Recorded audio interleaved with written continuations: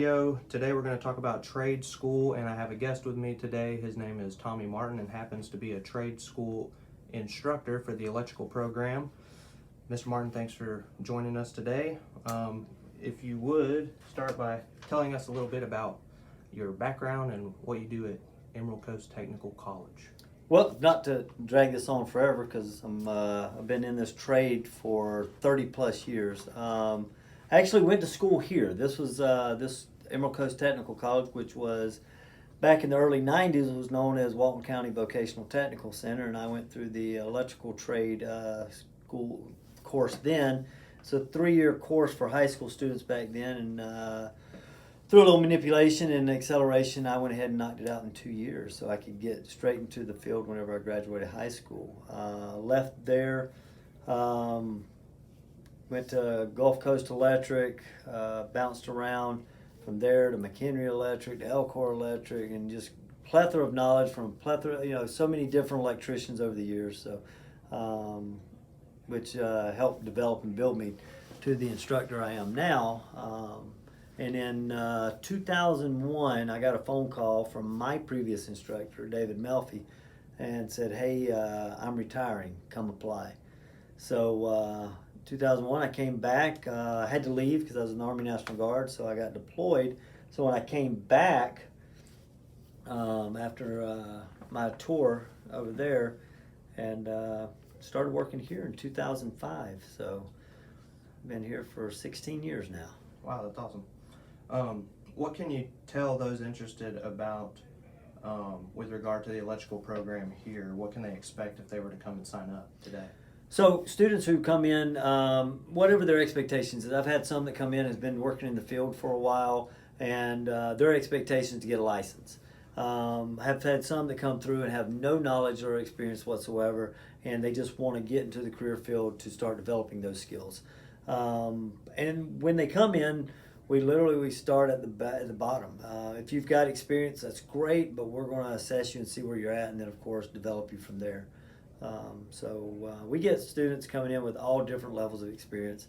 It's a pretty long program, so we have plenty of time to do that developing. And guys who are worried about getting financial aid or something for the program, they can. We offer both Pell Grants. The school offers a tremendous amount of scholarships. Right here on campus, we have Workforce Development, or Career Source rather.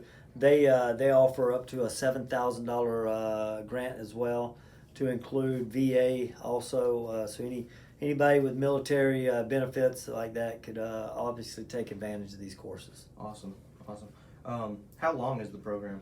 This program is 1,200 hours. It's broken up into 3 different courses. So we mentioned programs, so 3 courses in a program, 300, 450, and 450. Cool.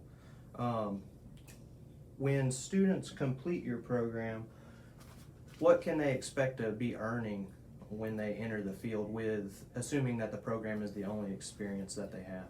So we'll say the average right now is 14 an hour. We've had one of my students who's been in the program for about 5 months. He just started with a company out of Fort Walton Beach. They start him at 18 an hour. Okay. But the average is typically around 14. Okay, cool. In your opinion, now I came out of this program and went into the trade, and my first job, I came out really expecting a really professional environment, and when I actually got out there was a wide variety of staff on hand. I mean, I was working with felons and coming out of the military. I don't know what my expectations were going in, but I was working with all walks of life out there, and people who they would come and go pretty rapidly. In your opinion, what makes a good electrician? Well, it's a good, when you came through the program, nothing's really changed. My ultimate goal is to put out professionals in the community. And you're 100% right. When I was in the community, people were smoking weed on the job, whatever, to come in half drunk half the time. But right. The thing is if I continue to push out professionals, and I really emphasize on professionalism, we're going to flood this market, and we're going to change the way this industry operates. Right. You know, we I really emphasize on professional day primarily because of budgeting. Right. Managing your money, stuff like that, so you're not living off paycheck to paycheck as well. Yeah, So. yeah. And you are in the Air Force, and you happen to even teach a construction class, so you have kind of some experience in all trades. In your opinion, what's the best trade to get into, or is it just a matter of preference? 100% preference. My preference obviously is electricity. I did teach construction for 12 years. I am the chief enlistment manager at a civil engineering squadron. So I have a plethora of knowledge when it comes to the construction fields.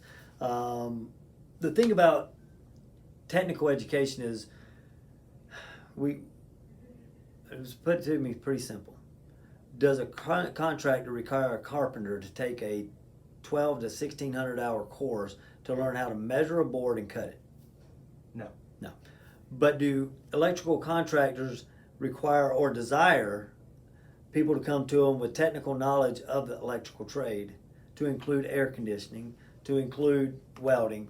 I mean, this isn't something you want to pick up on the fly. This is something coming in with that technical knowledge. And, granted, we are limited to inside of a stall booth, but we develop those trainees and potential employees to be able to perform specific tasks in the trade. Absolutely. Okay. Last thing, I appreciate you taking your time out of your day here. Last thing I did a video actually on 3 problems that I saw in the electrical trade after having my 4 years of experience with a few different contractors and then also completing this program.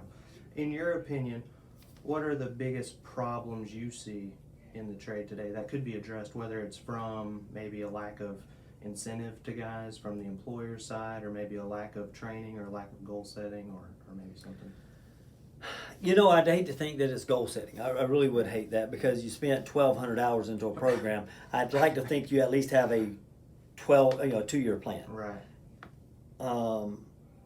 I would say that the biggest problem we're coming into the industry is, one, here in Walton County, we deal with the travel and the traffic. People from the Funiac don't want to drive all the way to South Walton. That is a hurdle, because is it worth that extra $1 or $2 to go down the beach? Right.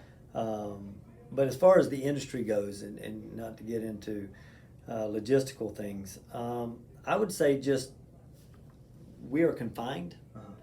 Now, when I do get the opportunity, we do some community service work. It's awesome experience, but we are confined. When I release these guys out into the career fields and they go step on these 6,000 to 8,000 square foot homes, they're overwhelmed. Yeah. That's where the electricians in the field take these helpers and apprentices, and they really develop them. That's the key. Right. And that's one thing I love. Right now we have about 70% of my students already work in the career field. Wow. So that takes that curb out of the process already. Yeah. So yeah, I mean there are some trends out there that they are creating some issues. One, I didn't realize it was going to be like that. Right. I didn't realize it was going to be that hot in the summertime. I didn't realize it was going to be that cold in the wintertime. They made us dig in the rain. Right. So these are all some things, but those are internal things we have to deal with. I got you. Okay. Where can people find more information about this program? Awesome. Website, www.ectc.edu. You go in there and it's just a plethora of knowledge and information. And you come to our school and you say, I want a tour. We make the time to get you in the classroom so you can shadow and see what the programs are about. Awesome, man. We'll post the link to the website in the description below. And once again, Mr. Martin, thank you for your time. Thank you.